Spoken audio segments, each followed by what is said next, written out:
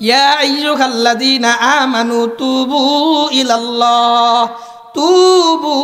ইলাল্লাহি তাওবাতান নাসুহা।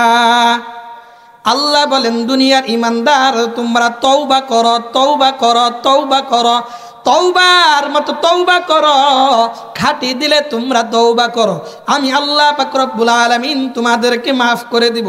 আল্লাহ আয়াতের পরের অংশের ভিতরে বলেন আসা রাব্বুকুম আইয়াগফিরাকুম, আল্লাহ পাক রব্বুল আলামিন তোমাদের গুনাহগুলো মাফ করে দিবেন। কি করে দিবেন? তোমাদের গুনাহগুলোকে আল্লাহ মাফ করে দিবেন। কি করতে হবে বলেন সবাই? তওবা করতে হবে। কি করতে হবে? একটা ঘটনা শোনাই আপনাদের। আল্লাহর নবীর দরবারে একদিন এক সাহাবী আয়েশা আল্লাহর নবীকে বলেন, আল্লাহর নবী জীবনে এত বেশি গুনাহ করেছি, আল্লাহ মাফ করবেন কিনা আমি জানি না, এত গুনাহ আমি করলাম। নবী ডাক দিয়া বলে, সাহাবী কি এমন গুনাহ তুমি করেছো, আমাকে একটু বর্ণনা করে শোনাও। ওই সাহাবীর নাম এসেছে কিতাবের মধ্যে দাহিয়াতুল কালবি। নাম কি? আর একটু জোরে কোন, কি নাম? দাহিয়াতুল কালবি। দাহিয়াতুল কালবি আল্লাহর নবীকে বলেন, নবী গুনাহ তো এত বেশি করেছি, আল্লাহ মাফ করবেন কিনা জানি না। আল্লাহর নবী বললেন, কি এমন গুনাহ? মোমেন জফিদা নকশে কাফি পায়ে নবী হো, মোমেন জফিদা নকশে কাফি পায়ে নবী হো, हो ज़ेर कदम आज भी आलम का खजीना, हो ज़ेर कदम आज भी आलम का खजीना। गर सुन्नत नबवी की करे पैरवी उम्मत, गर सुन्नत नबवी की करे पैरवी उम्मत, तूफान से निकल जाएगा फिर उसका सफीना, तूफान से निकल जाएगा फिर उसका सफीना। आशिक हो बेरादर शहंशाह दो आलम, आशिक हो बेरादर शहंशाह दो आलम, मिश्को से ज़ियादा मुबारक जिसका पसीना, मिश्को से ज़ियादा मुबारक जिसका पसीना। कर दिल में तरफ हो मेरे आका का ज़ियारत, कर दिल में तरफ हो मेरे आका का ज़ियारत, एक आन में आए नबी दिखला दे मदीना, एक आन में आए नबी दिखला दे मदीना। শিবপুর বাইতুন নূর জামে মসজিদের উন্নতিকল্পে ইসলামী মহাসম্মেলনের সম্মানিত সভাপতি, সহসভাপতি, প্রধান অতিথি, প্রধান মেহমান, সম্মানিত মেহমান, আমন্ত্রিত অতিথিবৃন্দ, হযরতে উলামায়ে কেরাম, দূর দূরান্ত থেকে আগত আল্লাহ তাআলার আশিকিন, জাকিরিন, মুহিব্বিন, মুরব্বিয়ানে ইজম, পর্দার অন্তর আড়ালে অবস্থানরতা সম্মানিতা মা ও বোনেরা, আল্লাহ তাআলার অশেষ মেহেরবানি যে রব্বুল আলামিন আমাদেরকে এমন একটা মজলিসে আসার বসার তৌফিক দান করেছেন, এই জন্য দিল থেকে সকলে উচ্চ আওয়াজে বলি আলহামদুলিল্লাহ। মজলিসের একটা আদব আছে, যদিও আমরা লোক সংখ্যা কম, কিন্তু আদবের সাথে সুন্নার সাথে বসলে, সুন্নতের আদব রক্ষা করে যদি আমরা বসতে পারি, তাহলে আল্লাহ পাক রব্বুল আলামিন অল্পের মধ্যেই খায়ের আর বরকত দান করবেন। এই জন্য সামনে যেহেতু জায়গা ফাঁকা আছে, মেহরবানি করে সকলেই কাছাকাছি বসবেন, দয়া করে একটু আগায়া বসেন। সকলে আগায়া বসার একটা লাভ আছে, ফজিলত আছে। রসুল আকরাম সাল্লাল্লাহু আলাইহি ওয়াসাল্লাম হাদিসের মধ্যে বলেন, কিয়ামতের ময়দানে জান্নাতীরা যখন জান্নাতে চলে যাবে, আল্লাহ পাক রব্বুল আলামিন প্রতি সপ্তাহে আল্লাহ তাআলা একটা মজমা, একটা মাহফিলের আয়োজন করবেন। এই মাহফিলের আয়োজনের মধ্যে আল্লাহ তাআলার কুরসি, আল্লাহ তাআলার কাছাকাছি ওই ব্যক্তি বসবে যে ব্যক্তি দুনিয়াতে খতিব সাহেবের বক্তার চেয়ারের কাছাকাছি ছিল। জান্নাতের ভিতরে আল্লাহর কাছাকাছি ওই বান্দা বসবে। এজন্য আমরা কি আল্লাহর কাছাকাছি জান্নাতে বসার আমাদের আশা আছে না নাই? তাহলে আমাদের একটু কাছাকাছি বসতে হবে। সকলে একবার দরুদ পড়ি সাল্লাল্লাহু আলাইহি ওয়াসাল্লাম। আমি যে বিষয়ে আজকে আলোচনা করব এটা অত্যন্ত প্রসিদ্ধ একটা বিষয়। সূরা তাহরিমের ৮ নম্বর আয়াতে কারিমা আপনাদের সামনে আমি তেলাওয়াত করেছি। এই আয়াতের উপরে কিছু আলোচনা করব। এর আগে কিছু ভূমিকা আপনাদের সামনে তুলে ধরব। প্রকার হিসাবে আল্লাহ পাক রব্বুল আলামিন পৃথিবীতে মাখলুক সৃষ্টি করেছেন, এটা আমরা জানি। আল্লাহ তাআলা 18,000 প্রকারের মাখলুক আল্লাহ সৃষ্টি করেছেন। কিন্তু গুণ ও সিফাতের লাইনে স্বভাব চরিত্র, স্বভাবগত ব্যবধানের ক্ষেত্রে আল্লাহ পাক রব্বুল আলামিন মাখলুক সৃষ্টি করেছেন আল্লাহ তাআলা 3 প্রকার। স্বভাব চরিত্রের ব্যবধান, চরিত্র কিংবা গুণগত দিক থেকে আল্লাহ তাআলা মাখলুক পৃথিবীতে সৃষ্টি করেছেন কয় প্রকার? বলেন সবাই, কয় প্রকার? 3 প্রকার। 3 প্রকার মাখলুক। এই 3 প্রকার মাখলুকের আলাদা আলাদা গুণ ও বৈশিষ্ট্য। প্রথম প্রকার মাখলুক হলো যারা শুধুমাত্র পৃথিবীতে আল্লাহ পাক রব্বুল আলামিনের গুলামি আর দাসত্ব করে, আল্লাহর ইবাদত করে, এরা কোনোদিনই গুনাহ করে না। তাহলে ভালো করে বুঝবেন, প্রথম প্রকার যারা শুধু ইবাদত করে, গুনাহ করে না, এই হইল এক প্রকার মাখলুক। দ্বিতীয় প্রকার মাখলুক হলো যারা কেবলমাত্র আমাদের মানুষের থিওরি অনুপাতে, আমাদের দৃষ্টিকোণ অনুপাতে যারা কেবলমাত্র গুনাহ করে, কোনো নেকের কাজ করে না। আর তৃতীয় প্রকার মাখলুক হলো যারা নেকের কাজও করে, গুনার কাজও করে। তাহলে প্রথম প্রকার যারা শুধুমাত্র ইবাদত করে, গুনাহ করে না, গুনাহ কি জিনিস বুঝে না, তাদের নাম হলো ফেরেশতা। তাদের নাম কি? বলেন সবাই, নাম কি? ফেরেশতা। আর যে প্রকার মাখলুক শুধুমাত্র তাদের অনুপাতে, তাদের জন্য আল্লাহ যে বিধান দিয়েছেন এটা তাদের জন্য বৈধ, এরা শুধুমাত্র আল্লাহ পাক রব্বুল আলামিন যে মানুষের জন্য থিওরি দিলেন, যে নীতিমালা আল্লাহ দিলেন কোরআনুল কারীমের মাধ্যমে বা আসমানি কিতাবের মাধ্যমে, এর বিপরীতে শুধুমাত্র তারা বিভিন্ন প্রকার গুনাহে লিপ্ত হয়, কোনো প্রকার তারা ইবাদত বندگির ভিতরে থাকে না। এই প্রকার মাখলুক হলো মানুষ এবং জিন ছাড়া যত মাখলুক আছে, এই সকল মাখলুক হলো এই প্রকারের, দ্বিতীয় প্রকারের। এখন বলবেন যে হুজুর অন্য অন্য মাখলুক তো ইবাদত করে, এটা কোরআনেও আছে। হ্যাঁ আছে।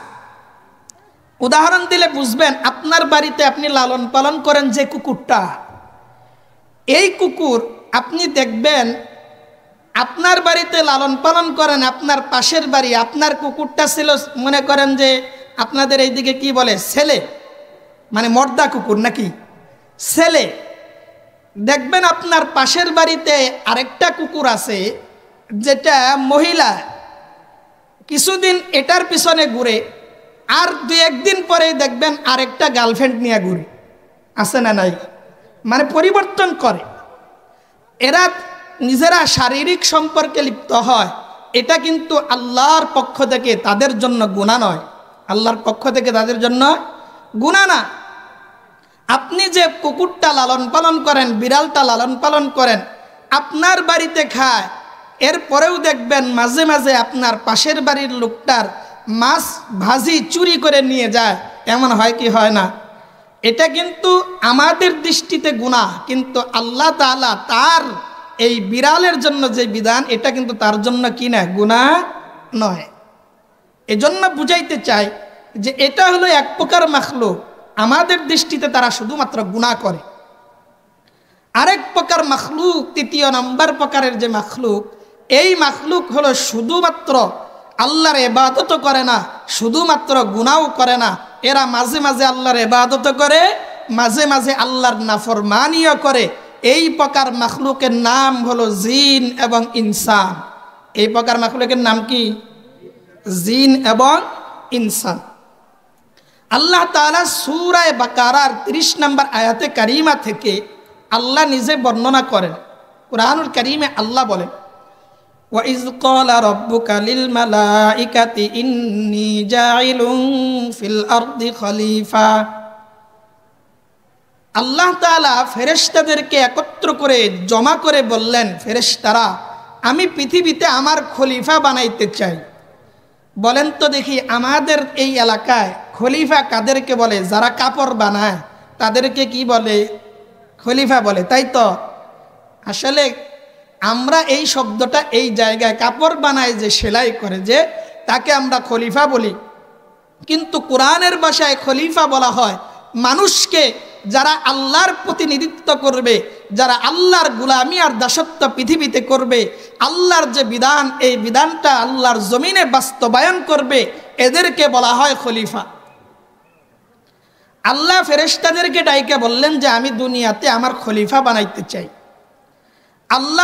ফেরেশতারা বলল, আল্লাহ আপনি কি এমন এক জাতি তৈরি করতে চান যে জাতি দুনিয়াতে গিয়ে মারামারি করবে, যারা রক্তপাত করবে, সংঘাত তৈরি করবে, বিশৃঙ্খলা করবে, এমন এক জাতিকে আপনি তৈরি করতে চান?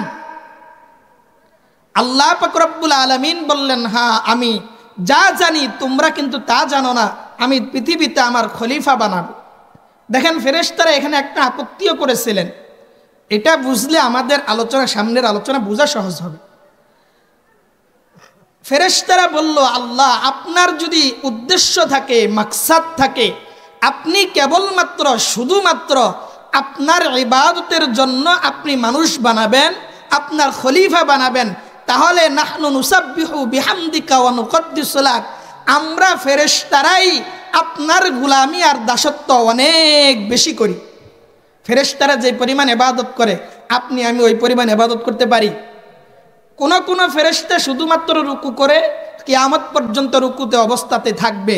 কোন ফেরেশতা এমন যারা কিয়ামত পর্যন্ত সিজদায় থাকবে। কোন ফেরেশতা এমন যারা আল্লাহর নামের জিকিরে লিপ্ত আছে, এরা কিয়ামত পর্যন্ত জিকির অবস্থাতেই থাকবে। বলেন তো দেখি, একজন ফেরেশতার সমান আমাদের সারা পৃথিবীর সমস্ত মানুষের ইবাদত আর একজন ফেরেশতার ইবাদত এক সমান হবে? ফেরেশতার ইবাদত বেশি হবে। তাহলে আল্লাহ কি বললেন? وَإِذْ قَالَ رَبُّكَ لِلْمَلَائِكَةِ إِنِّي جَاعِلٌ فِي الْأَرْضِ خَلِيفَةً قَالُوا أَتَجْعَلُ فِيهَا مَن يُفْسِدُ فِيهَا وَيَسْفِكُ الدِّمَاءَ وَنَحْنُ نُسَبِّحُ بِحَمْدِكَ وَنُقَدِّسُ لَكَ قَالَ إِنِّي أَعْلَمُ مَا لَا تَعْلَمُونَ। আল্লাহ পাক রব্বুল আলামিন ফেরেশতাদেরকে ডাকলেন, ডাইকা বললেন, ফেরেশতার দল, পৃথিবীতে আমি আমার খলিফা বানাইতে চাই। ফেরেশতারা জবাব দিল, আল্লাহ আপনি কি এমন এক দল বানাবেন যারা দুনিয়াতে বিশৃঙ্খলা তৈরি করবে? ইবাদতের জন্য আমরা ফেরেশতারাই যথেষ্ট। আমরা যে পরিমাণ ইবাদত করি এই পরিমাণ ইবাদত আর দুনিয়ার কোনো মানুষ করতে পারবে না। যখন ফেরেশতারা বলল দুনিয়াতে গিয়ে ঝগড়া ফাসাদ করবে, দুনিয়াতে গিয়ে দাঙ্গা হাঙ্গামা করবে, রক্তপাত করবে, আল্লাহ বলেন, আমি আল্লাহ যা জানি তোমরা ফেরেশতারা তা জানো না। জানে? বলেন জানে? জানে না। এখানে আল্লাহ পাক রব্বুল আলামিন যেটা ফেরেশতাদেরকে বুঝাইতে চাইলেন সেটা হলো, তোমরা কেবলমাত্র আমি আল্লাহর ইবাদত করো, কোনোদিন আমি আল্লাহর নাফরমানি করো না। আমি আল্লাহর নাফরমানি না করার কারণে আমি আল্লাহ তাআলার কাছে কখনো কাকুতি মিনতি কইরা, আমি আল্লাহর কুদরতি পায়ে হাত দিয়ে আমি আল্লাহ তাআলার কাছে কখনো তোমরা ক্ষমা প্রার্থনা করো না। আমি এমন একটা জাতি দুনিয়াতে পাঠাইতে চাই যে জাতি সারা রাত্রি গুনাহ করবে, সকালবেলা ঘুম থেকে উঠবে আর আল্লাহ তাআলার কাছে, আমি আল্লাহর কাছে কাকুতি মিনতি করবে, বলবে, আল্লাহ সারা রাত্রি গুনাহ করলাম, আমার ভুল হয়েছে, চোখের পানি ঝরায়া ঝরায়া কান্না করবে আর বলবে, আল্লাহ মাফ করে দেন। আল্লাহ বলেন, ফেরেশতারা আমি তো কাকুতি মিনতি দেখতে চাই, আমি শুধুমাত্র ইবাদত দেখতে চাই না। সুবহানাল্লাহ বলেন। ফেরেশতারা খালি ইবাদত করে, এটা আল্লাহর কাছে ভালো লাগে না। আল্লাহ চান মাঝে মাঝে আমার কাছে তওবা করবে, মাঝে মাঝে আমার কুদরতি পায়ে ধরে ধরে কান্না করবে, মাঝে মাঝে নিজের চোখের পানি ঝরাবে। এটা আমি আল্লাহ চাই। এটা তো ফেরেশতার দ্বারা আদায় হইতেছে না, ফেরেশতার মাধ্যমে পাইতেছে না। এজন্য আল্লাহ পৃথিবীতে মানুষ পাঠাইলেন। এবার মানুষ পাঠানোর পরে আদম আলাইহিস সালামকে সৃষ্টি করার পরে আল্লাহ পাক রব্বুল আলামিন যখন রূহ দিলেন, রূহ দেওয়ার পরে আল্লাহ তাআলা আদম আলাইহিস সালামকে সমস্ত মাখলুকের ভিতরে সম্মানিত বানাবেন, সম্মানিত করবেন। এজন্য আল্লাহ পাক রব্বুল আলামিন আদম আলাইহিস সালামকে কাছে ডাকলেন। কাছে ডাইকে আল্লাহ তাআলা কোরআনুল কারীমের মধ্যে বলেন, ওয়াল্লামা আদামাল আসমাআ কুল্লাহা সুম্মা আরাদাহুম আলাল মালাইকা ফাকালা আম্বিউনি বিআসমাই হাউলাই ইন কুনতুম সাদিকিন। আল্লাহ পাক রব্বুল আলামিন আদম আলাইহিস সালাতু ওয়াস সালামকে ফেরেশতাদের ভিতরে সম্মানিত বানাবেন। এজন্য আল্লাহ পাক রব্বুল আলামিন আদমকে সমস্ত কিছুর নাম শিক্ষা দিলেন। আল্লাহ বললেন, আদম আমি যে জায়গায় আছি এটা নাম কুরসি, তোমার সামনে যা তুমি দেখো এর নাম জান্নাত, একটার নাম জাহান্নাম। এভাবে আল্লাহ তাআলা প্রত্যেকটা জিনিসের নাম আদমকে শিখাইলেন। শিখানোর পরে ফেরেশতাদের সামনে একত্রিত করে ফেরেশতাদেরকে নিয়ে আল্লাহ তাআলা বসে প্রশ্ন করলেন, এ ফেরেশতারা তোমরা বলো তো দেখি অমুক জিনিসের নাম কি? ফেরেশতারা বলে, ক্বালু সুবহানাকা লা ইলমা লানা ইল্লা মা আল্লামতানা ইন্নাকা আনতাল আলিমুল হাকীম। নাম বলো। ফেরেশতারা বলল, আপনি আল্লাহ আমাদেরকে যা শিক্ষা দেন আমরা কেবল তাই জানি, এর চেয়ে বেশি কিছু জানি না। পিছনের দিকে আপনাদের তাকানোর কোনো দরকার নাই, মেহেরবানি করে সামনের দিকে তাকান, সামনের দিকে তাকান, পিছনের দিকে না। তাহলে ফেরেশতাদেরকে জিজ্ঞাসা করার পরে জবাব দিতে পারলো না। আল্লাহ এবার আদমকে বললেন, ক্বালা ইয়া আদামু আম্বিহুম বিআসমাইহিম। আল্লাহ বলে, আদম ফেরেশতাদেরকে জিজ্ঞাসা করলাম, বলতে পারলো না। আদম তুমি বলে দাও তো দেখি ওই জিনিসটার নাম কি, অমুক জিনিসের নাম কি? আদম আলাইহিস সালাতু ওয়াস সালাম এক এক করে জবাব দিল। মুসলমান বলেন তো দেখি, এখানে আমরা যে কয়েকজন মানুষ আছি এর ভিতরে যদি একটা প্রশ্ন করা হয়, এখান থেকে একজন মানুষ যদি জবাব দিতে পারে তাহলে সকল মানুষের ভিতরে লোকটা সম্মানিত হবে কি হবে না? সম্মানিত হবে।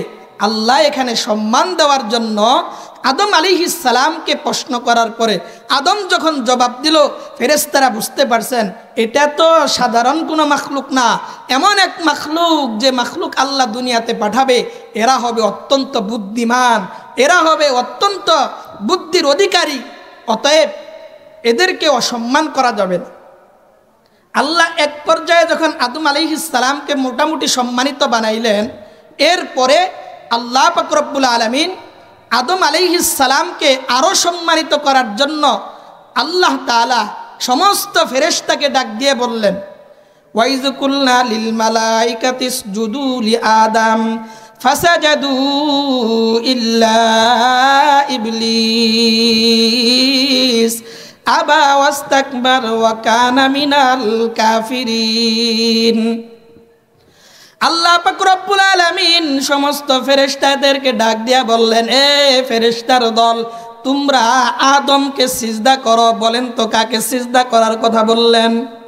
এদিকে মনোযোগ দেওয়ার জন্য একটু জোরে বলেন, কাকে সিজদা করার কথা বলছি? আদমকে সিজদা করার জন্য যখন বললেন, বলা মাত্রই ফেরেশতারা সবাই সিজদা করলো, একজন সিজদা করলো না। ওনার নাম কি? ইবলিস সিজদা করলো না।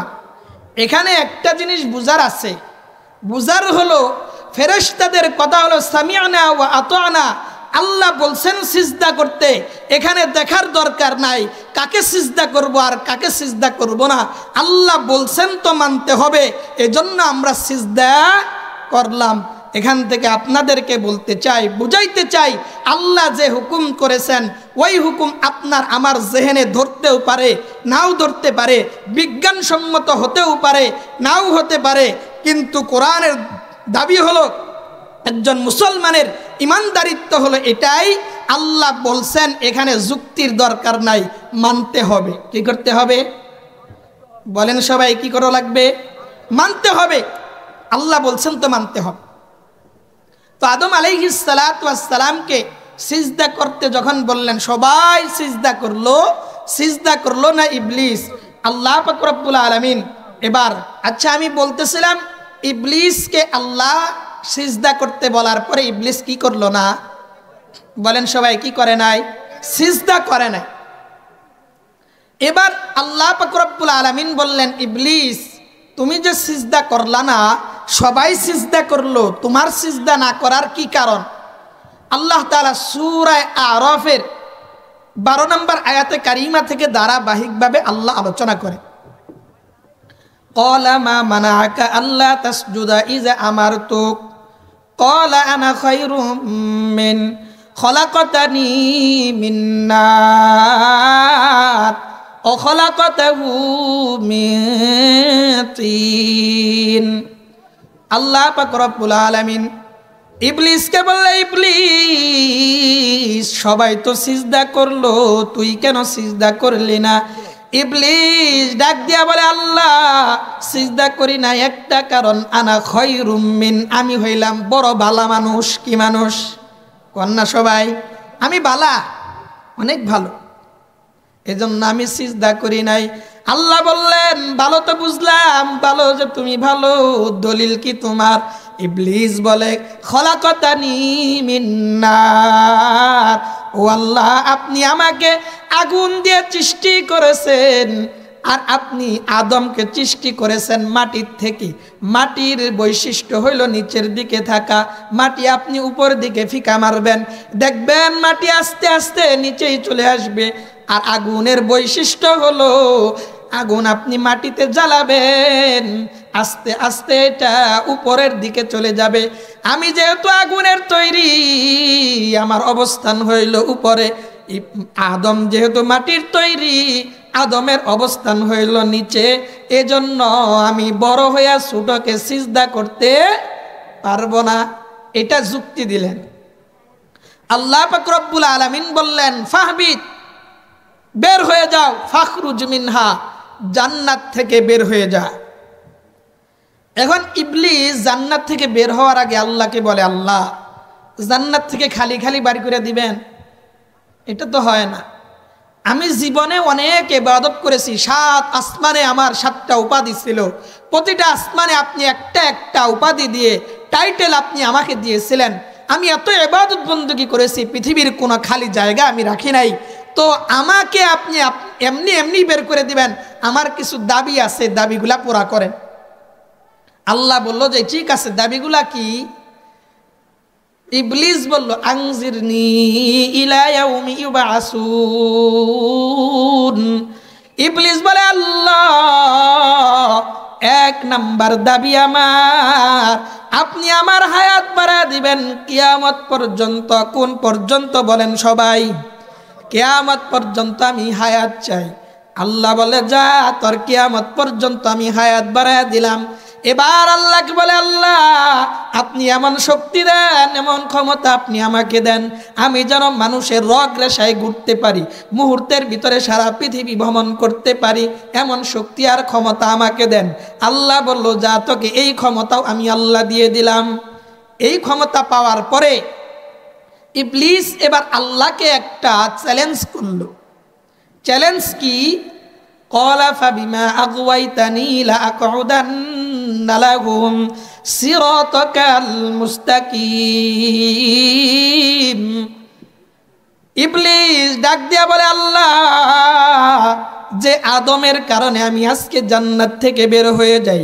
মুআল্লিমুল মালায়েকা ছিলাম, ফেরেশতাদের সর্দার ছিলাম, ফেরেশতাদের শিক্ষক আমি ছিলাম, যার কারণে আজকে জান্নাত থেকে আমি বের হয়ে যাই।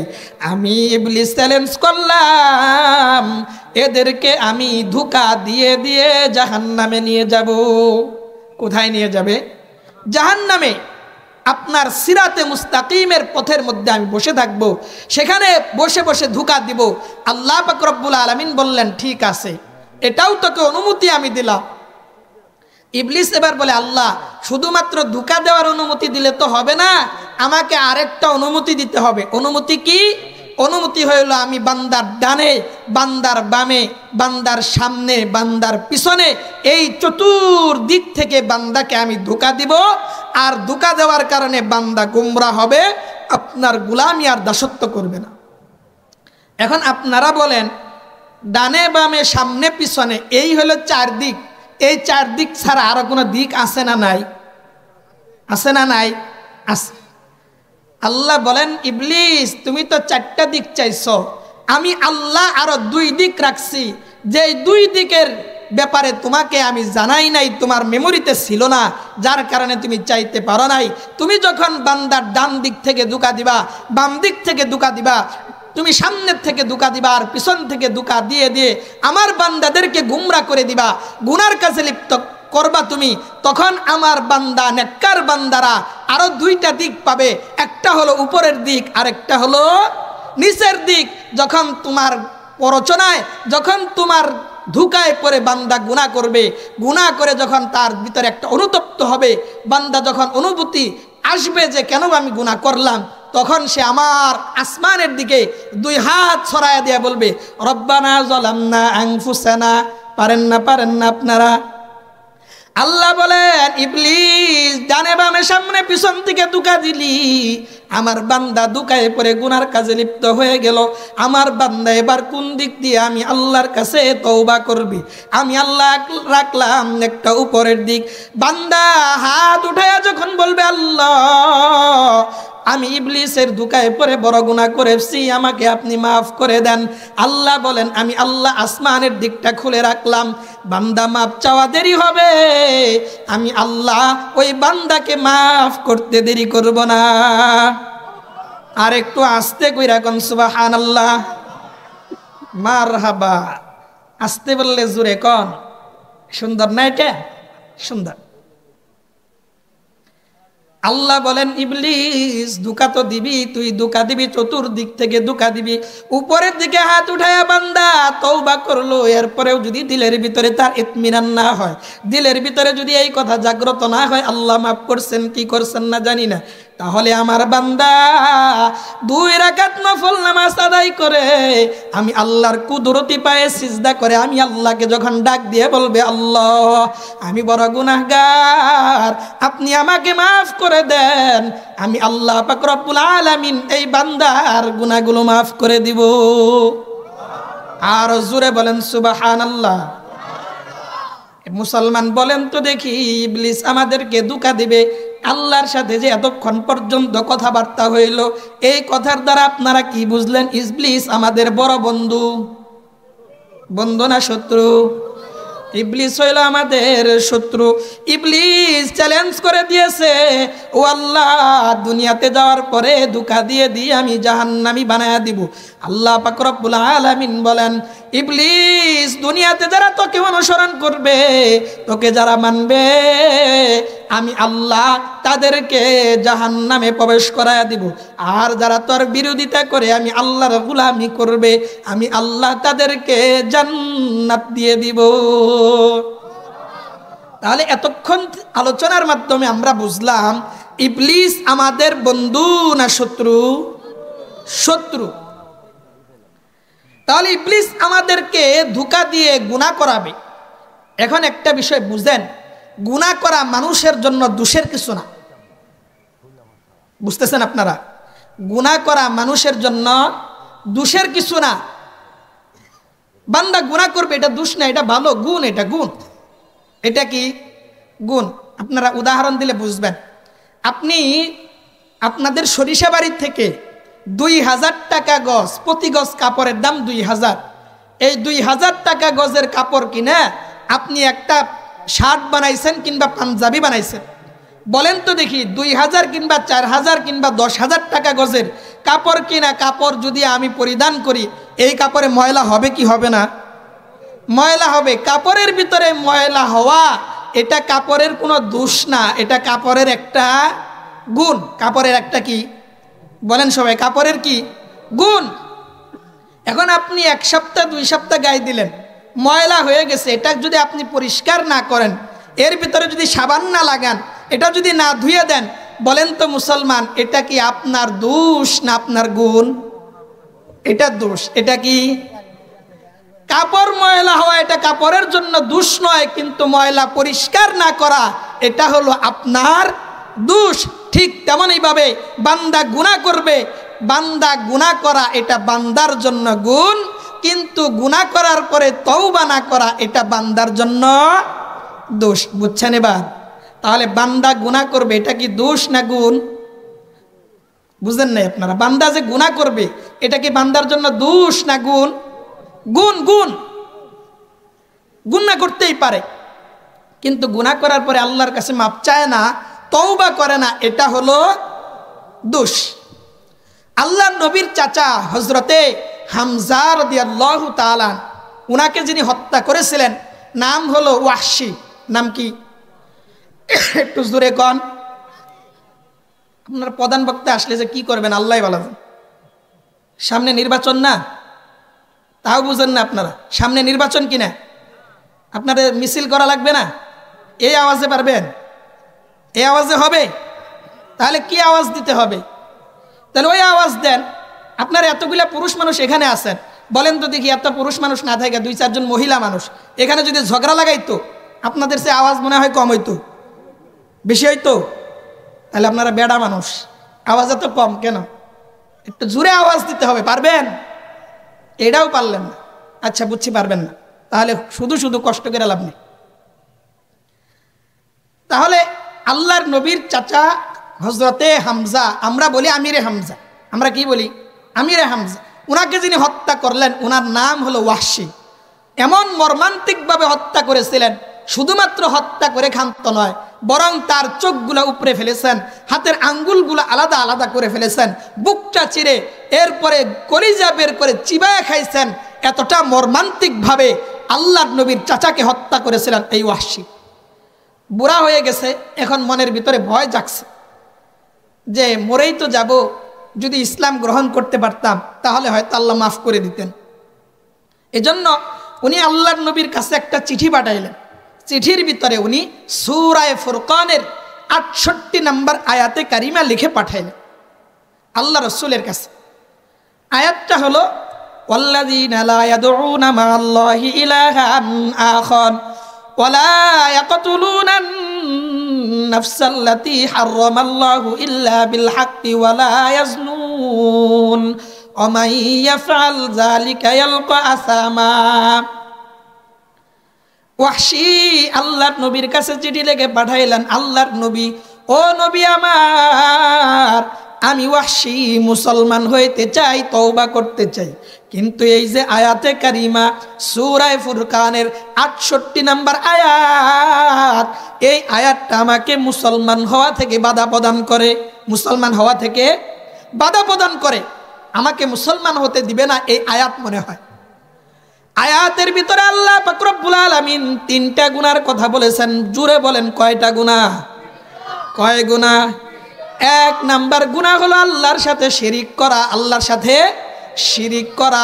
2 নাম্বার গুনাহ হলো মানুষকে অন্যায়ভাবে হত্যা করা। 3 নাম্বার গুনাহ হলো জিনা, ব্যভিচার করা। ওয়াহশী বলেন, আল্লাহর নবী, আমার জীবনে আমি আল্লাহর সাথে শরীক করেছি, মূর্তি বানায়া মূর্তির পূজা আমি করতাম, এরপরে আপনার চাচাকে আমি অন্যায়ভাবে হত্যা করেছি, জিনা ব্যভিচার কত করেছি, আমার জীবনের কোনো হিসাব নাই। এই আয়াতে কারিমা আমাকে বাধা প্রদান করে মুসলমান হওয়া থেকে। আল্লাহর নবী এবার ওয়াহশীর চিঠির জবাব লিখে পাঠাইলেন সূরা ফুরকানের 69 নম্বর আয়াতে কারিমা, ইল্লা মান তাবা ওয়া আমানা ওয়া আমিলা আমালান সলিহা। আল্লাহর নবী লিখে পাঠাইলেন ওয়াহশী, তুমি তো যে আয়াতে কারিমা লিখে পাঠাইলা, এর পরের আয়াতে আল্লাহ পাক রব্বুল আলামিন বলে দিয়েছেন যে বান্দা এই 3টা গুনাহ করার পরে ঈমান আনবে, এরপরে তওবা করবে, আল্লাহ পাক রব্বুল আলামিন ওই বান্দার গুনাহগুলো মাফ করে দিবেন।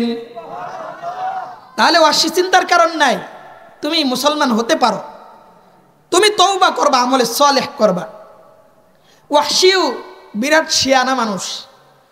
এবার আল্লাহ রসুলের কাছে চিঠি পাঠালেন, ইয়া রাসূলুল্লাহ, আপনি তো বললেন যে তওবা করলে, আমলে সালেহ করলে আল্লাহ মাফ করবে।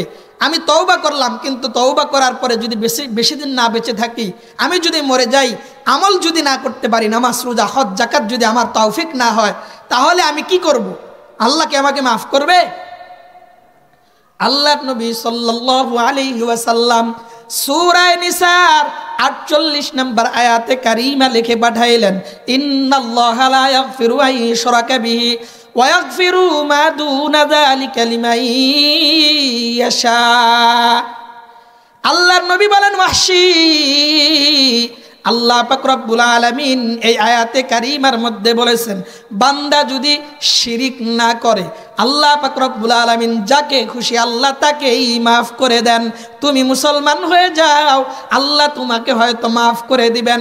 ওয়াহশী বড় শিয়ানা মানুষ, বলেন নবী, এই আয়াতে আল্লাহ বলছেন যাকে খুশি তাকে মাফ করবেন, যাকে খুশি তাকে মাফ করবেন। আমি ওয়াহশীকে আল্লাহ মাফ করতেও পারে, নাও করতে পারে, আল্লাহর মন চাইতেও পারে, আবার নাও চাইতে পারে। তাহলে আমি কি করব?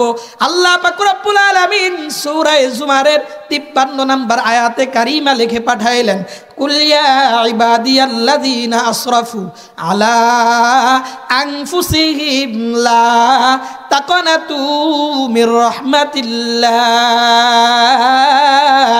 ইন্নাল্লাহা ইয়াগফিরুয যুনুবা জামিআ।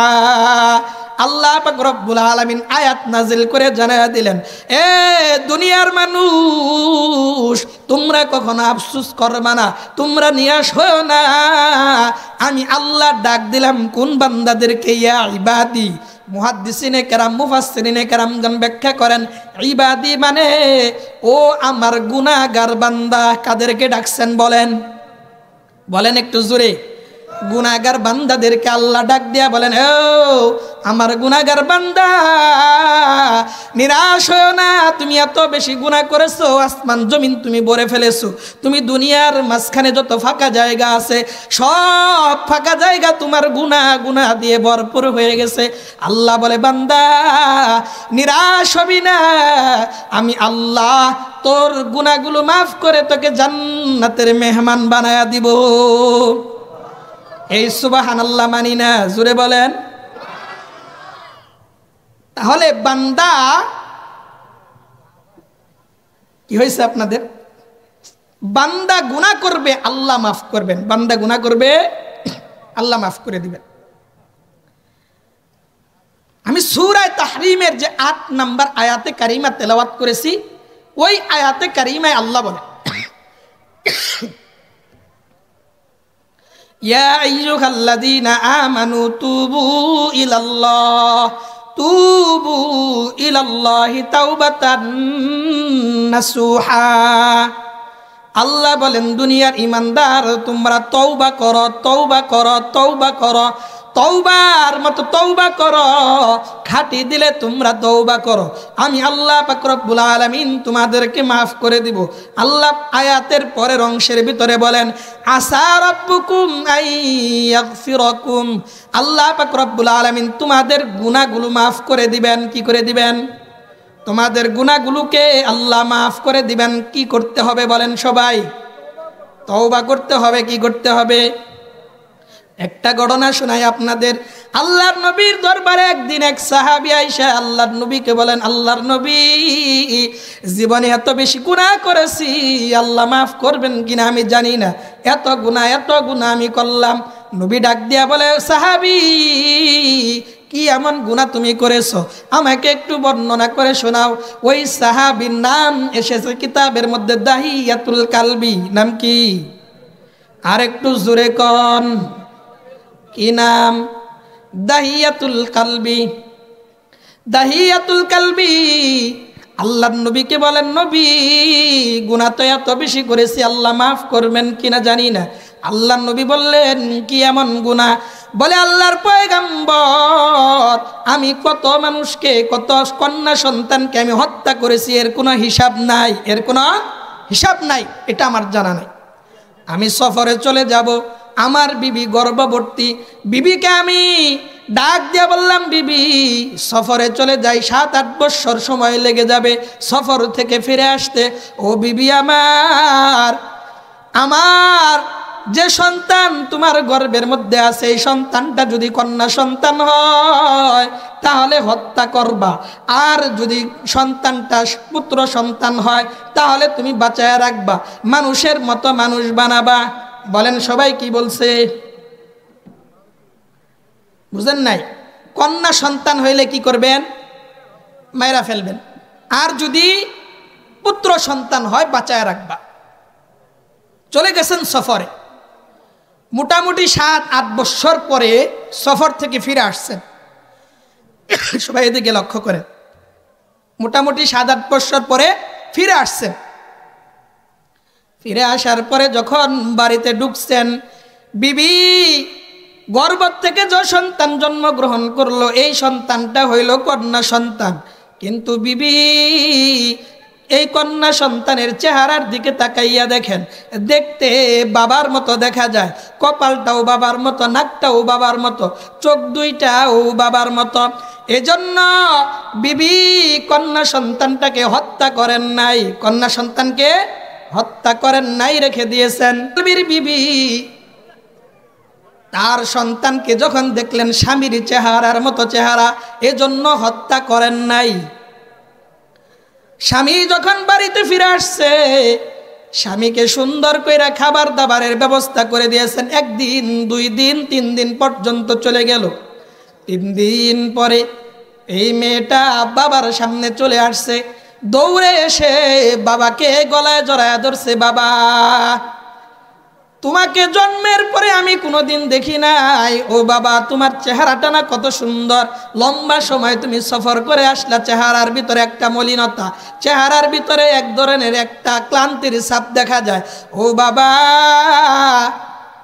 তুমি আমাকে কতটা মহব্বত করো জানি না, আমি তোমাকে অনেক মহব্বত করি। দাহিয়াতুল কালবি বড় বড় চোখ করে এবার বিবির দিকে তাকাইছেন। মাকসাদ হলো, এটা আবার কার বাচ্চা? আমাকে আব্বা বলে ডাকে। বিবি এবার মিথ্যা বললেন, এটা আমার এক বান্ধবীর, আমার বান্ধবী সন্তান জন্ম দেওয়ার সময় আমার বান্ধবী দুনিয়ার থেকে বিদায় হয়ে গেছে, বাচ্চাটা রেখে গেছে, এজন্য আমি বাচ্চাটাকে মারতে পারি নাই, বাচ্চাটাকে আমি রেখে দিয়েছি। তো দাহিয়াতুল কালবির একটু সন্দেহ হয়েছে, সন্দেহের কারণে বিবিকে ভালো করে ধরলেন যে, বলো দেখি, সত্য বলো, আমি বাচ্চাটাকে মারবো না, মেয়েটা দেখতে অত্যন্ত চমৎকার সুন্দর, আমাকে বাবা বলে ডাকে, অত্যন্ত মায়া লাগে আমার, বলো এটা কার সন্তান, কার মেয়ে? বিবি এবার সাহস পেয়ে বললেন, এটা আপনারই মেয়ে। দাহিয়াতুল কালবি বলেন, আল্লাহর পয়গম্বর, ওই দিন থেকে শয়তান আমার দিলের ভিতরে ধোঁকা দেয়। আর দাহিয়া, জীবনে কত কন্যা সন্তান হত্যা করলি, নিজের কন্যা সন্তান ছিল না, কন্যা সন্তান হওয়াটা এই জামানার পুরুষের জন্য বড় লাঞ্ছনা কর, লজ্জা। তুমি কত কন্যা সন্তান হত্যা করলা। ও দাহিয়া, নিজের কন্যা সন্তানটাকে হত্যা করে দাও। বাজারে যখন যায়, চাষতলের ভিতরে যখন যায়, চাষতলের মানুষেরাও তাকে তিরস্কার করে। দাহিয়া, তুমি তোমার কন্যা সন্তানটাকে তুমি হত্যা করলা না কেন? কেন তুমি হত্যা করো না? দাহিয়াতুল কালবি বলেন, দিলের ভিতরে আমার বড় রাগ আর গুসা হইল, মনে মনে সিদ্ধান্ত নিলাম এই মেয়েটাকে আমি দুনিয়ার জমিনে বাঁচায় রাখবো না, কিন্তু বিবির কাছ থেকে তো অনুমোদন নিতে হবে। বিবির কাছ থেকে মিথ্যা বললেন। বিবি কতদিন হয়ে যায় শ্বশুর বাড়ি যায় না, মেয়েটাকে সুন্দর করে গোসল করাইয়া নতুন কাপড় পরাইয়া আতর গোলাপ সুরমা চন্দন মাইখা দাও, মেয়েটাকে নিয়ে তার নানুর বাড়ি যাব। মাও খুশি, মেয়েটাও খুশি, বাবার সাথে নানুর বাড়ি যাবে। এ মুসলমান, মেয়েটাকে নিয়ে যখন দাহিয়াতুল কালবি চলা শুরু করলেন, কিছু দূর যাওয়ার পরে ছোট্ট মেয়েটা ডাক দিয়া বলেন, বাবা, মায়ের সাথে কতদিন আমি নানুর বাড়ি গেলাম, কিন্তু এই রাস্তায় তো কোনোদিন যাই নাই। দাহিয়াতুল কালবি ডাক দিয়া বলেন, ও মেয়ে, আজকে তোমাকে যে রাস্তায় নিয়ে যাই, এই রাস্তায় অতি তাড়াতাড়ি তোমার নানুর বাড়ি পৌঁছতে পারবা। এটা শর্টকাট রাস্তা, বাইপাস। কিছু দূর যাওয়ার পরে মরুভূমির ভিতরে গিয়ে মাটি খনন করা শুরু করলেন। দাহিয়াতুল কালবির মেয়ে বারবার বাবার কাছে ছুটে আসে যে, বাবা, আপনি এই মরু প্রান্তরের ভিতরে মাটি কেন খুঁড়েন, আপনি গর্ত কেন করেন? ঘেমে যায়। আল্লাহর নবীর চাচা আল্লাহর নবী সাল্লাল্লাহু আলাইহি সাল্লামকে দাহিয়াতুল কালবি গল্প শোনা, ও আল্লাহর পয়গাম্বর, আমি মাটি খনন করতে গিয়ে যখন আমার শরীরটা ঘেমে যায়, মুখটা ঘেমে যায়, কপালটা ঘেমে যায়, আমার মেয়ে দূর থেকে দেখার পরে দৌড়ে আসে, তার নতুন কাপড়টা দিয়ে কপালটা আমার মুছে দেয়। ঘামগুলো যখন মুছে দেয়, ঘাম মুছে দেওয়ার পরে কপালের ভিতরে চুম্বন করে, গালের ভিতরে চুমু দেয়। বাবা বাবা বলে বলে আর বলে, বাবা, আপনি অহেতুক কেন গর্ত খনন করেন? দাহিয়াতুল কালবি বলেন, মেয়ে, তুমি কিছুক্ষণ পরেই বুঝতে পারবা। এ মুসলমান, গর্ত খনন করা যখন শেষ হয়ে গেল, দাহিয়াতুল কালবি মেয়েটাকে ডাক দিয়া বলেন, ও মেয়ে, দেখে যাও গর্তের ভিতরে কি যেন দেখা যায়। মেয়েটা দৌড়ে এসেছে। দাহিয়াতুল কালবির মেয়ে যখন গর্তের কিনারায় দাঁড়াইছে, সাথে সাথে দাহিয়াতুল কালবি একটা ধাক্কা দিয়ে মেয়েটাকে গর্তের ভিতরে ফেলে দেয়। নাউজুবিল্লাহ বলেন। গর্তের ভিতরে ফেলে দিছে। মেয়েটার আর বুঝতে বাকি নাই যে আমার বাবা আমাকে দুনিয়াতে বাঁচায় রাখতে চান না, আমাকে দুনিয়ার থেকে বিদায় করে দিবেন, মেরে ফেলবেন। এটা মেয়েটার আর বুঝতে বাকি নাই। আপনারা জায়গা করছেন একদম ছোট, হ্যাঁ? আচ্ছা, তাহলে দাহিয়াতুল কালবি যখন গর্তে ফেলে দিলেন, গর্তে ফেলে দেওয়ার পরে মেয়েটা বুঝতে পারছেন আমাকে আর দুনিয়ার জমিনে বাঁচায় রাখবেন। একটু চুপ থাকেন আপনারা, মেহরবানি করে। কথা বললে তো আমি বয়ান করতে পারবো না, এমনি ডিস্টার্ব হইতেছে অনেক বেশি। এভাবে বয়ান করা যায় না ভাই। গতকালকে এক জায়গায় বয়ান করছি, মাইক এত খারাপ ছিল, আমার গলা এতটা ভাঙে না কোনোদিন। কালকে একদম ভাঙা শেষ, আজকে তো বুঝতেই আছেন গলা একদম ভেঙে গেছে। এজন্য আপনারা যারা যে বসা আছেন, তো ওনারা যেহেতু বিভিন্ন কাজ করতেছে, আপনারা ওনাদের দিকে না তাকায় আমার দিকে নজর দেন, মেহরবানি করে।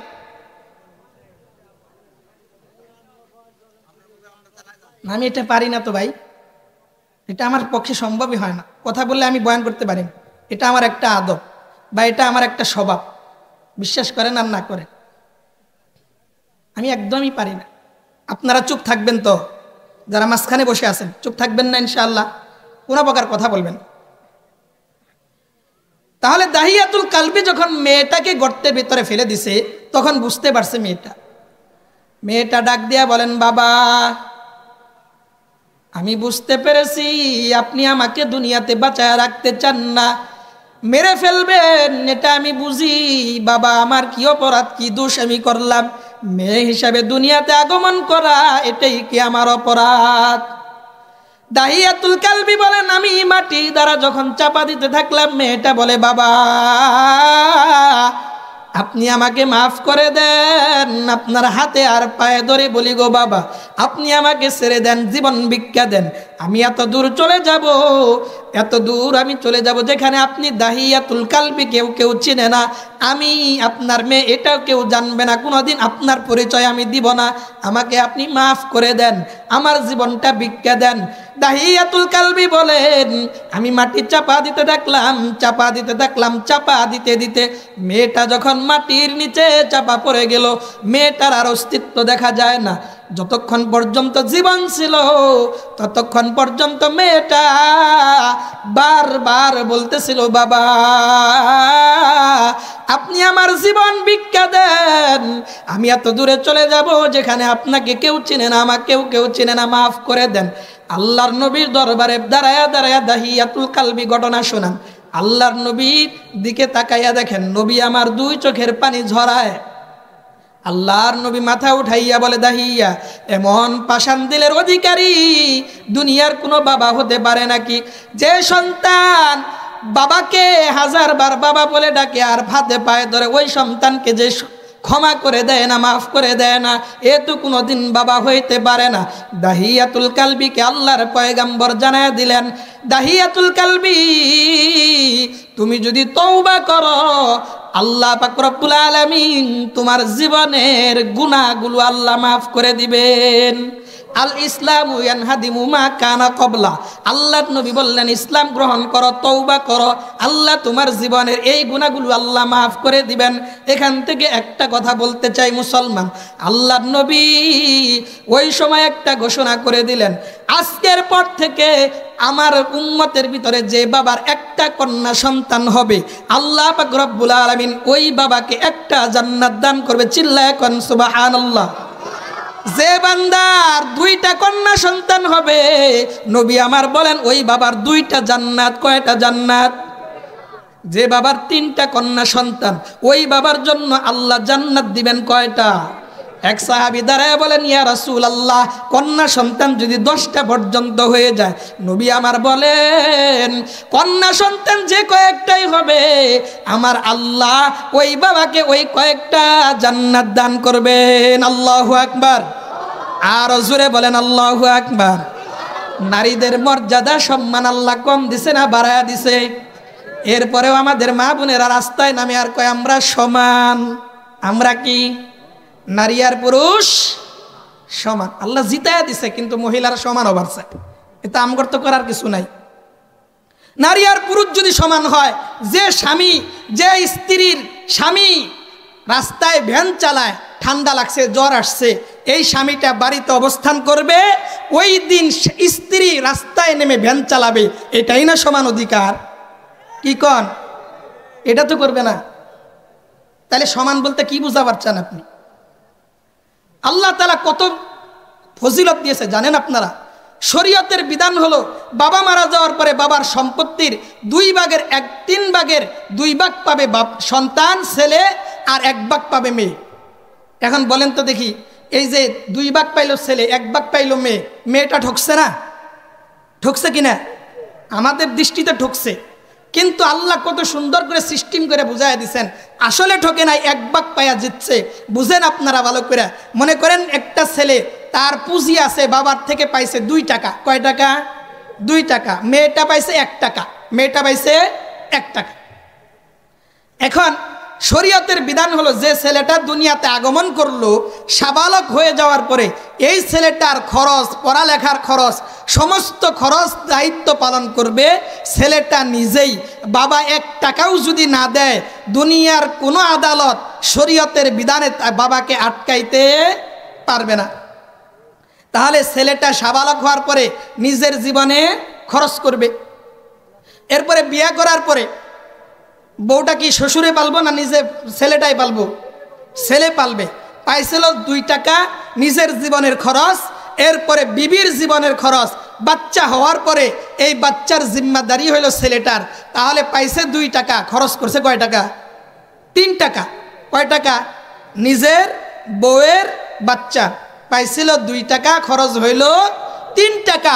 মহিলাকে আল্লাহ 1 ভাগ দিয়াও 1 টাকা দিয়াও আল্লাহ জিতাইয়া দিছে। দেখেন আপনারা ভালো করে বুঝেন, আল্লাহ তাআলার শরীয়তের বিধান হলো মেয়েটা জন্মগ্রহণ করার পর থেকে নিয়ে বিবাহ হওয়া পর্যন্ত একজন মেয়ে তার বাবার অধীনে থাকবে। লেখাপড়া, খাওয়া দাওয়া, যত কিছু লাগে সব দায়িত্ব পালন করবে বাবা। খরচ আছে এখানে? খরচ আছে? খরচ নাই।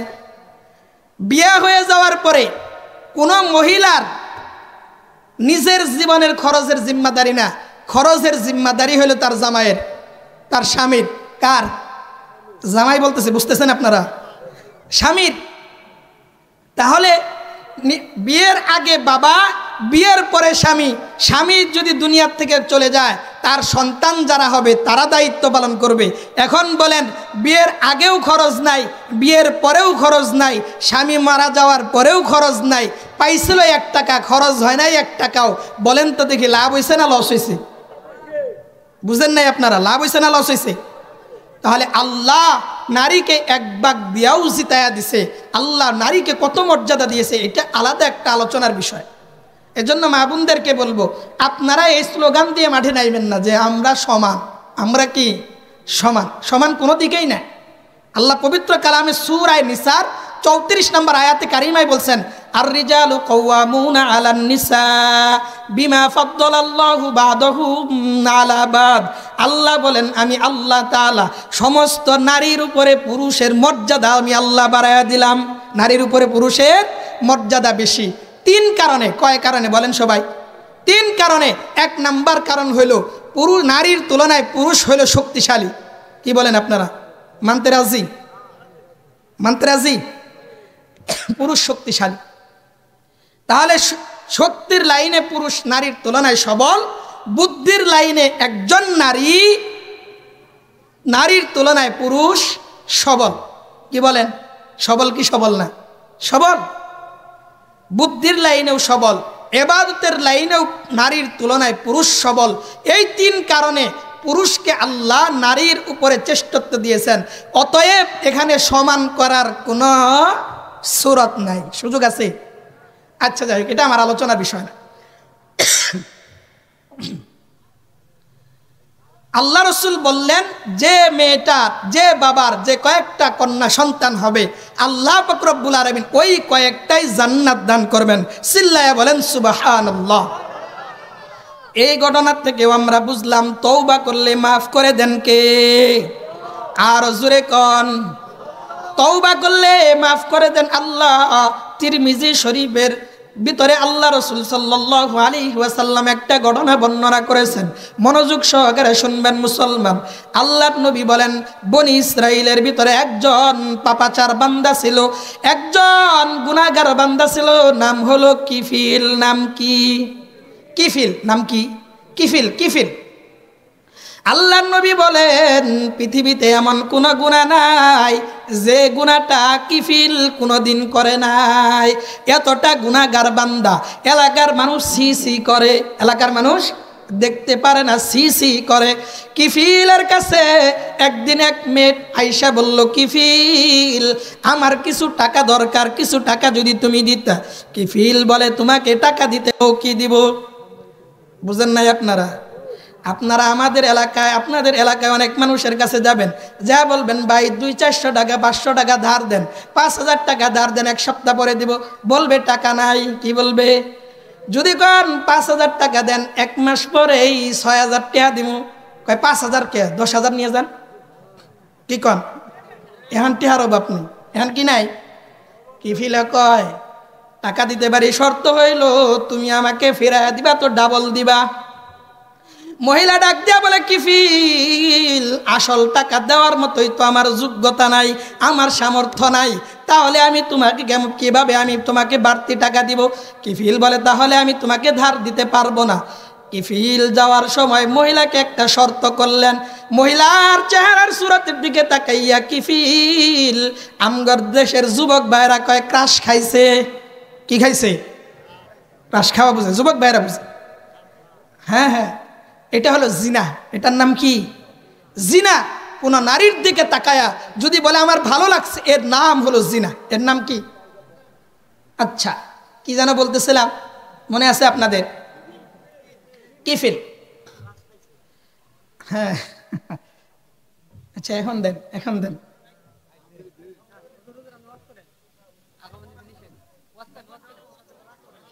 আচ্ছা আচ্ছা, তাহলে কিফিল এদিকে তাকান। কিফিল যখন এই মেয়েটার দিকে তাকাইছে, তাকানোর পরে একটা লোভ জন্মিছে মনের ভিতরে, একটা লোভ, একটা লালসা, যেটা পুরুষ হিসাবে সবার মধ্যেই থাকে। কিফিল মহিলাকে ডাক দিয়া বলেন, মহিলা তোমাকে আমি টাকা দিতে পারি, একটা শর্ত। শর্ত হইল তুমি যদি আমার সাথে রাত্রি যাপন করো তাহলে আমি তোমাকে টাকা ধার দিব। আল্লাহর নবী বলেন 60 দিরহাম। কয় দিরহাম বলেন সবাই? কয় দিরহাম? 60 দিরহাম চুক্তি হইল যে 60 দিরহাম দিব, তুমি আমার সাথে রাত্রি যাপন করবা। এই কথা যখন বলছেন, মহিলার অবস্থাটা এমন, রসুল বলেন মহিলার অবস্থাটা এমন, আল্লাহ রসুল সাল্লাল্লাহু আলাইহি ওয়াসাল্লাম বলেন মহিলা বাধ্য হয়ে কিফিলের কথায় রাজি হইল, বাধ্য হয়ে কিফিলের কথায় রাজি। সন্ধ্যা যখন হয়ে যায়, মেয়েটা মহিলা কিফিলের বাড়িতে চলে আসছেন। কিফিল ঘরের দরজা জানালা সব বন্ধ করে দিছেন, মহিলাকে উলঙ্গ করে ফেলেছে। কিফিল মহিলাকে উলঙ্গ করে যখন মহিলার রানের উপরে বসে গেছে, জিনায় লিপ্ত হবে। কি করবে? জিনায় যখন লিপ্ত হবে, এমন অবস্থায়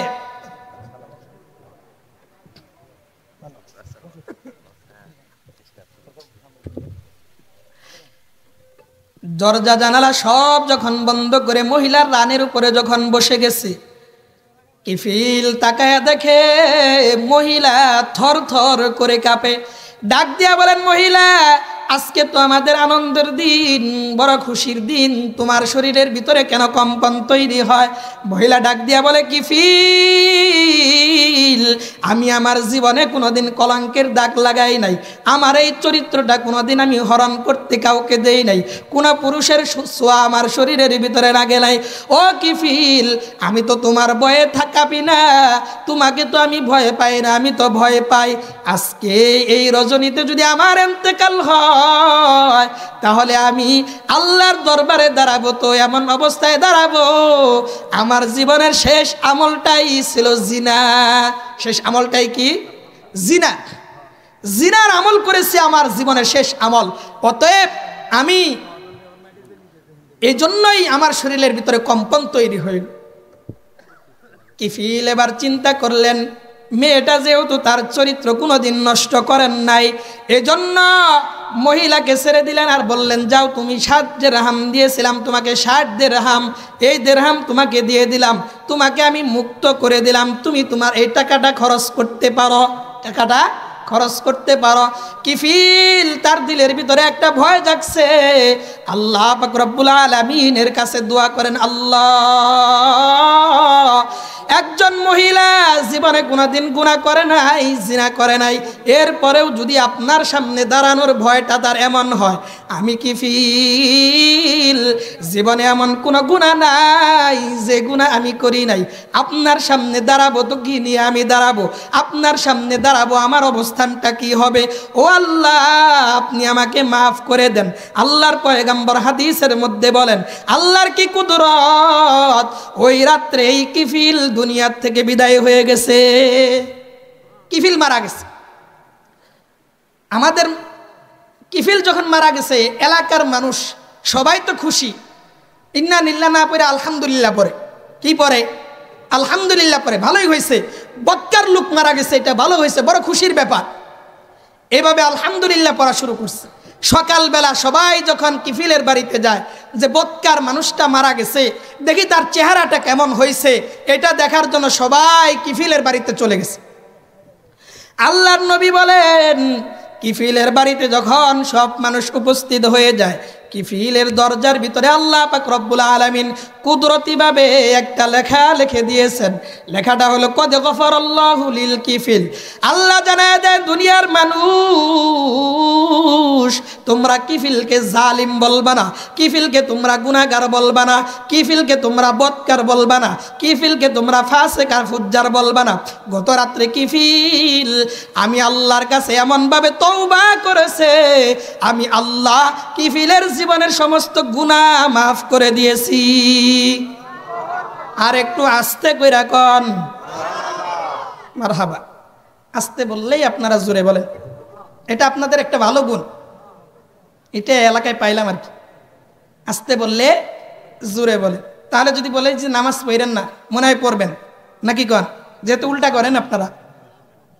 তাহলে আমি বুঝাইতে চাইলাম, কিফিল এমন কোনো গুনাহ নাই যে গুনাহ কিফিল জীবনে করে নাই। এই লোকটাও যদি আল্লাহর কাছে তওবা করার কারণে আল্লাহ যদি তার জীবনের গুনাহগুলো মাফ করে দেন, বলেন তো দেখি আমরা কি কিফিলের সমান গুনাহ করছি? কিফিলের সমান গুনাহ করছি? আল্লাহ মাফ করে দিতে পারেন কি পারেন না? অবশ্যই আল্লাহ মাফ করে দিবেন। আরো চমৎকার একটা ঘটনা আছে। রাসূল আকরাম সাল্লাল্লাহু আলাইহি ওয়াসাল্লামের একজন সাহাবী, মহিলা সাহাবী, রাসূল একদিন বসে আছেন মেম্বারের ভিতরে, একজন মহিলা সাহাবী আসলেন, আয়েশা রাসূলের সামনে দাঁড়ায়া বলেন, ইয়া রাসূলুল্লাহ, আমি তো জিনা করেছি, আর জিনার কারণে আমার পেটের ভিতরে যে বাচ্চা, এটা হলো জিনার বাচ্চা। রাসূল আকরাম সাল্লাল্লাহু আলাইহি ওয়াসাল্লাম ডান দিকে চেহারাটা ঘুরায় ফেললেন, মহিলা দৌড়ে গেলেন ডান পাশে। এবার মহিলা বলে, ইয়া রাসূলুল্লাহ, আমি তো জিনা করেছি, আমি জিনা করেছি, জিনার বাচ্চা আমার গর্ভের মধ্যে আছে। নবী এবার বাম দিকে চেহারা ঘুরাইলেন, মহিলাটা বাম দিকে চলে আসলো। রাসূলের উদ্দেশ্য হইল, মহিলা তুমি আমার থেকে দূরে সরে যাও, দূরে গিয়ে তওবা করো, আল্লাহ তোমাকে মাফ করে দিবেন। কিন্তু মহিলা আল্লাহর নবীকে বারবার বলেন, নবী আমি গুনাহ করেছি, জিনা করেছি, আপনি শরীয়ত সম্মতভাবে শাস্তি দেন। আল্লাহর পয়গাম্বর বললেন, জিনা করেছো তুমি অপরাধী, কিন্তু তোমার পেটের বাচ্চাটা কিন্তু অপরাধী নয়। তোমার বাচ্চাটা যেদিন দুনিয়াতে আসবে তারপরে তুমি আমার কাছে আসবা। বাচ্চা জন্মগ্রহণ করার কিছুদিন পরে মহিলা আল্লাহর নবীর কাছে আসলেন। এরপরে নবী আমার জানায়া দিলেন, মহিলা তুমি এই বাচ্চাটা যেদিন দুধ খাওয়া বন্ধ করবে, বাহিরের খাবার খাবে, ওই দিন তুমি আমার কাছে আসবা। মহিলা চলে গেল 2 বছর, 3 বছর, 2.5 বছর পরে মহিলা আল্লাহর পয়গম্বরের কাছে আসলেন। আল্লাহর নবী সাল্লাল্লাহু আলাইহি ওয়াসাল্লাম বললেন, ও সাহাবায়ে কেরাম, তোমরা গর্ত খনন করো, এই মহিলাকে গর্তের ভিতরে পুঁতো, গর্তের ভিতরে ডাবাইয়া এরপরে পাথর নিক্ষেপ করো। পাথর যখন নিক্ষেপ করা হয়, পাথর নিক্ষেপ করতে করতে 1 ফোঁটা রক্ত উমর ইবনুল খাত্তাবের জামার ভিতরে আইসা লাগছে। রক্ত লাগার সাথে সি এমন করে উঠছেন উমর, যেই নাপাক একজন জিনাকার মহিলা রক্ত শরীরে লাগলো, সি এভাবে যখন বলছেন, আল্লাহর নবী ডাক দিয়া বলেন, ওমর সাবধান, তুমি এই সি বলবা না। এই আল্লাহর বান্দি এমন ভাবে আল্লাহর কাছে তওবা করেছে, আল্লাহর বান্দির তওবাটাকে যদি বন্টন করা হয়, তামাম মদিনার সমস্ত মানুষের ভিতরে যদি বন্টন করে দেওয়া হয়, মহিলার তওবা এত শক্তিশালী, আল্লাহ পাক রব্বুল আলামিন মহিলার এই তওবার এক অংশ যে পাবে, আল্লাহ পাক রব্বুল আলামিন ওই বান্দার জীবনের গুনাহগুলো মাফ করে দিতে যথেষ্ট হয়ে যাবে। আর একটু আস্তে করে গন সুবহানাল্লাহ। তাহলে মহিলা কিভাবে তখন বলেন সবাই, বান্দা গুনাহ করবে, গুনাহটা হইল গুণ, গুনাহ থেকে তওবা না করাটা হইল দোষ। শুরুতে বলছিলাম, আপনাদের মনে আছে কিনা, আল্লাহ ফেরেশতাদেরকে বললেন, ফেরেশতারা আমি আল্লাহ এমন এক জাতি তৈরি করতে চাই, যে জাতি গুনাহ করবে আমি আল্লাহর কাছে কাকুতি মিনতি করে তওবা করবে, মাপ চাবে, এমন একটা জাতি আমি আল্লাহ তৈরি করতে চাই। আল্লাহ তাআলা মানুষকে দুনিয়াতে পাঠায়া আল্লাহ দুনিয়ার মানুষকে 2টা যোগ্যতা দিলেন। একটা হলো গুনাহ করার যোগ্যতা, আরেকটা হলো তওবা করার যোগ্যতা।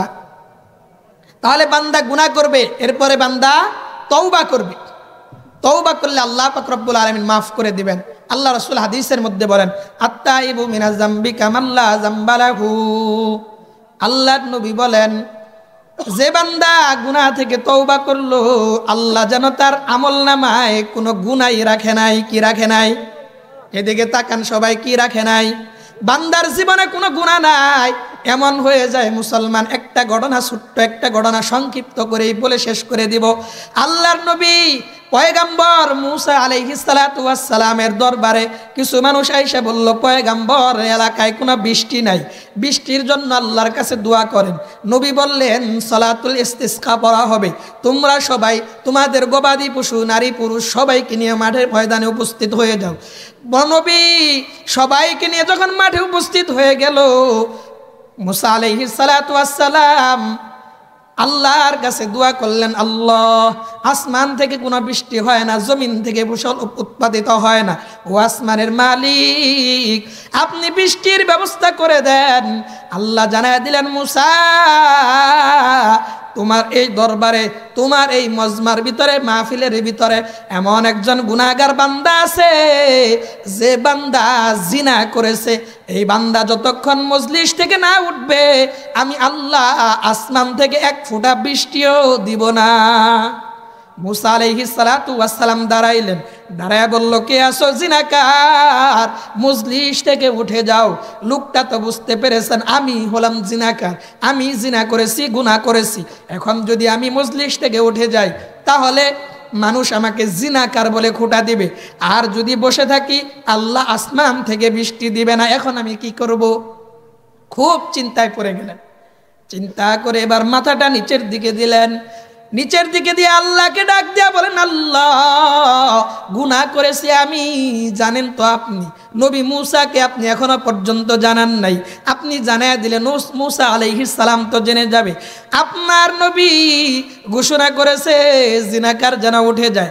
আমি যদি উঠে যাই, মরণ পর্যন্ত মানুষ আমাকে জিনাকার জিনাকার বলে ডাকবে। ও আল্লাহর আল্লাহ, আমি যদি বসে বসে কান্না করি, তারপরেও মানুষ আমাকে বলবে এই লোকটাই মনে হয় জিনা করেছে। এইভাবে বান্দা আল্লাহর কাছে তওবা করে, আল্লাহ ও আসমানের মালিক, আপনার কাছে দোয়া করি, তওবা করি, জীবনে আমি আর কোনোদিন গুনাহ করব না, জিনা করব না, জীবনে কোনোদিন আপনার নাফরমানি করব না। আল্লাহ আপনি আমাকে মাফ করে দেন। আল্লাহ পাক রব্বুল আলামিন তার গুনাহ মাফ করে দিয়ে সাথে সাথে বৃষ্টি দিয়ে দিলেন। আল্লাহর রাসূল সাল্লাল্লাহু আলাইহি ওয়াসাল্লাম মুসা আলাইহিস সালাম দাঁড়ায় গেল, দাঁড়ায় বলেন, আল্লাহ আপনি বললেন বৃষ্টি দিবেন না, জিনাকার না উঠলে। একটা মানুষও তো উঠলো না, আপনি কেন বৃষ্টি দিলেন? আল্লাহ জানায় দেন, মুসা আমি আল্লাহ যে বান্দার কারণে বলেছিলাম বৃষ্টি দিব না, আমি আল্লাহ ওই বান্দার জন্যই বৃষ্টি দিলাম। মুসা আলাইহিস সালাম অবাক, কি ব্যাপার? যার জন্য বৃষ্টি দিবেন না বললেন, তার জন্য বৃষ্টি? কাহিনী আল্লাহ বলে, বান্দা এখানে বসে এমন ভাবে তওবা করেছে, আমি আল্লাহ তার তওবাকে কবুল করেছি। তওবা কবুল করে ওই বান্দার জন্যই তোমাদের বৃষ্টির ফায়সালা করে দিলাম। সুবহানাল্লাহ। এজন্য মুসলমান সর্বশেষ কথা, আসুন আমরা আল্লাহ তাআলার কাছে তওবা করি। আল্লাহ রাসূল তা হাদিসের মধ্যে বলেছেন, সারা রাত্রি গুনাহ করে বান্দা যখন রাত্রিবেলায় ঘুমায়া যায়, সকালে যখন ফজরের সময় উঠে, এই বান্দা উঠে যদি আল্লাহর কাছে একবার বলে, আল্লাহ সারাদিন গুনাহ করেছি, সারা রাত্রি গুনাহ করলাম, ও আল্লাহ আপনি আমাকে মাফ করে দেন। আল্লাহ বলেন, আমি আল্লাহ ওই বান্দার গুনাহগুলোকে মাফ করে দিই। এজন্য তওবা করবেন তো ইনশাআল্লাহ। অনেক কথা ছিল, আপনাদের প্রধান মেহমান এসে পড়েছেন, অত্যন্ত চমৎকার গুরুত্বপূর্ণ আলোচনা করবেন।